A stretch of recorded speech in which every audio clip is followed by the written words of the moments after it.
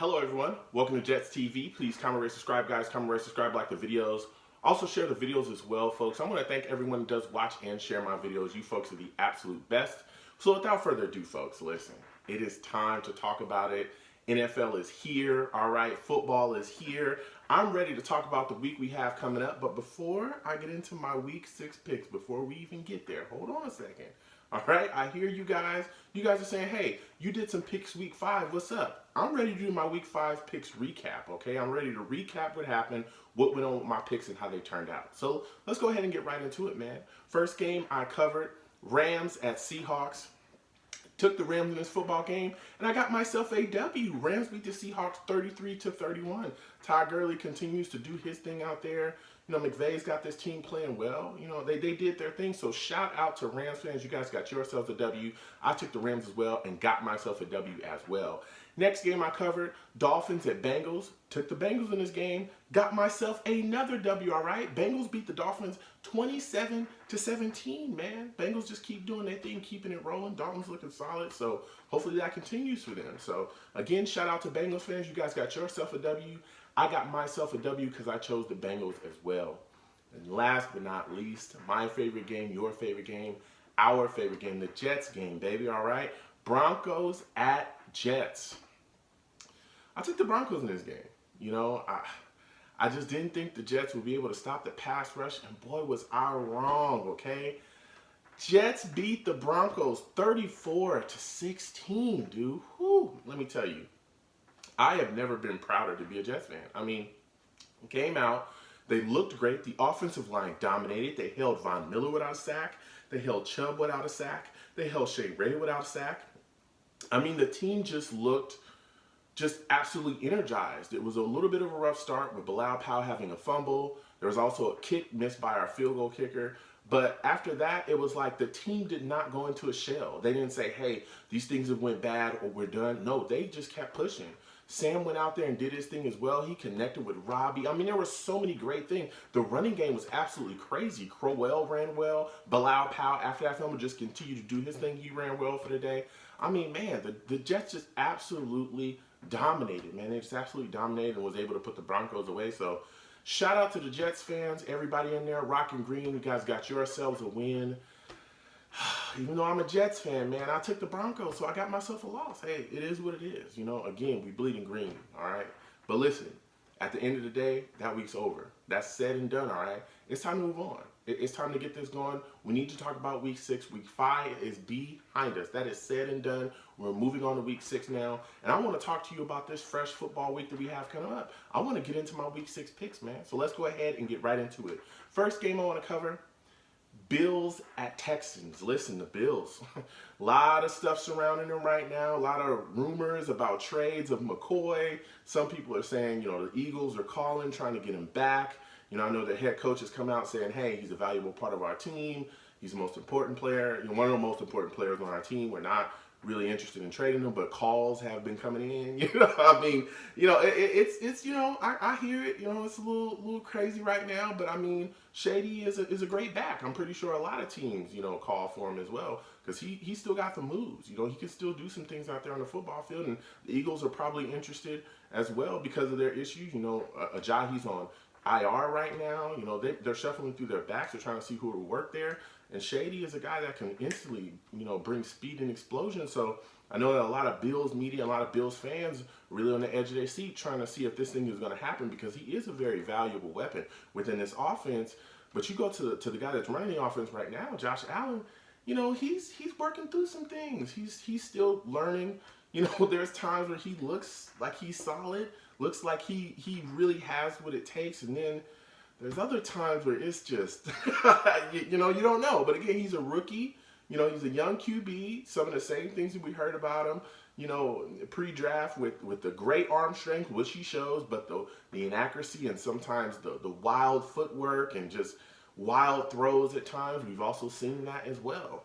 You know, so this is a young guy still learning, still growing, still trying to head this offense and figure things out. You go over to the Texans side, man, this defense has got some dogs on it, all right? This defense will get after Allen if the Bills don't protect him properly. You know, Clowney's a solid guy. Watt right now is having a season so far. I mean, he is absolutely doing his thing, and he is not joking around. He's telling everyone, hey, I'm good. I'm back and I'm ready. All right. I'm not playing any games at all. And he's taking guys' heads off. You look at the offensive side of the Texans, Hopkins, great wide receiver. My question, man, is for Fuller. Will Fuller, here's a guy that I like a lot, man. A guy that, really feeds off of Hopkins. A lot of the coverages sometimes shift towards Hopkins, and people kind of go, hey, we can cover Fuller with one guy, and he just absolutely roasts people. He's a guy that's a burner. He's got speed on him. You blink for a second, boom, he's gone, and it's a touchdown. But he's dealing with a hamstring issue, man. He's been dealing with this hamstring issue for quite some time.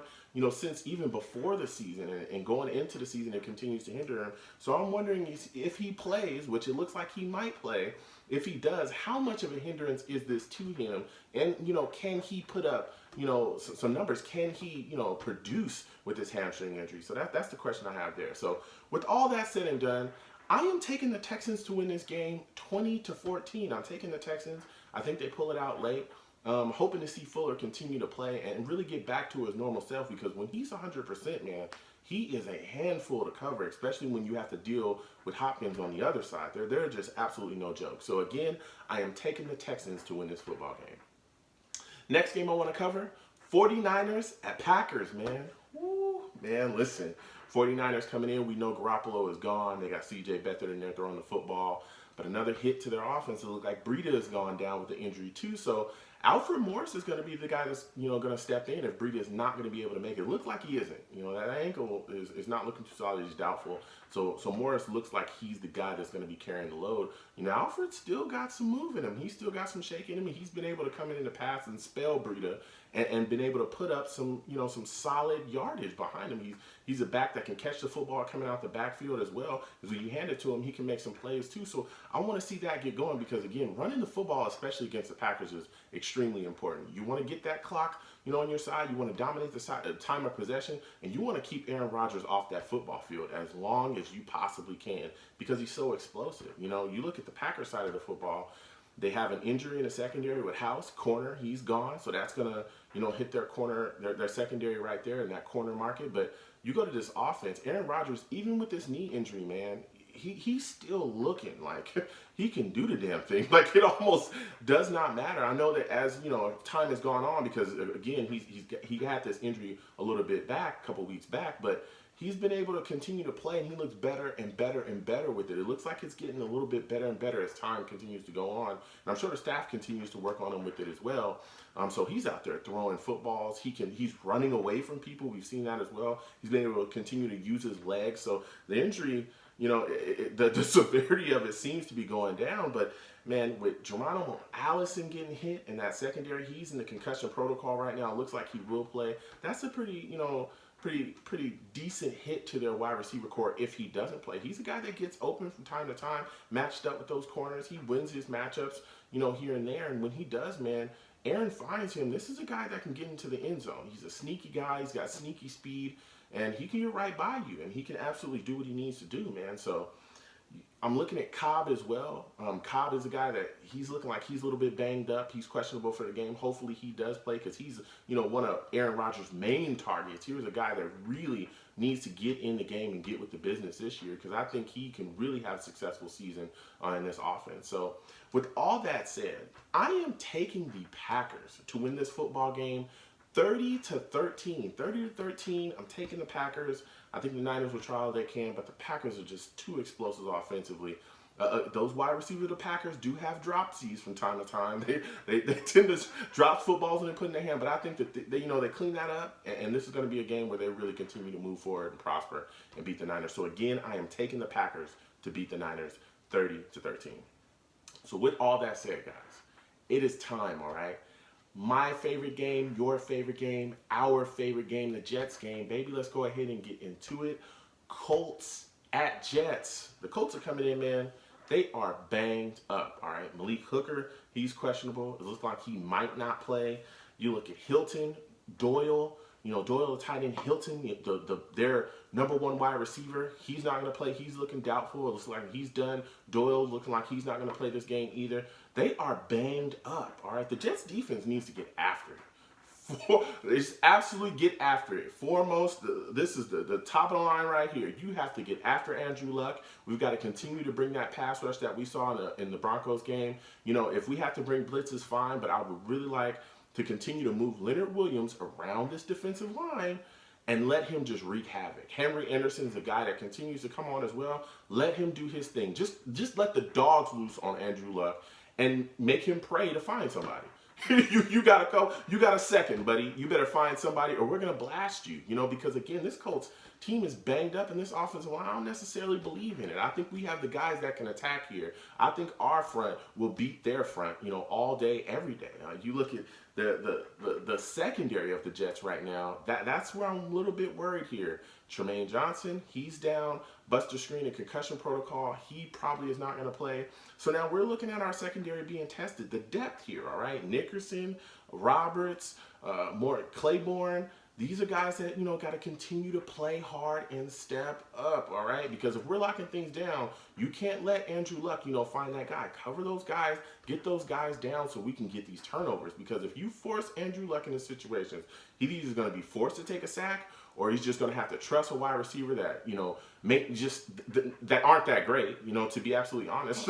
These guys, a lot of their main guys are down and hurt. So you're going to these guys that are not that great versus a secondary in the Jets that has talent here. So if you force him to throw to some of these guys quickly, he's going to make a mistake, and the ball's going to be turned over. You know, we got Adams and May back there as well, playing extremely well. They looked really good in the last game, too. So, again, the game plan is to get after him. Get after him defensively, put him on his butt, bang him around, make him make mistakes, put pressure in his face. Offensively, we got to continue to do exactly what we did in the Broncos game. I love that game because it just sets a plan going forward.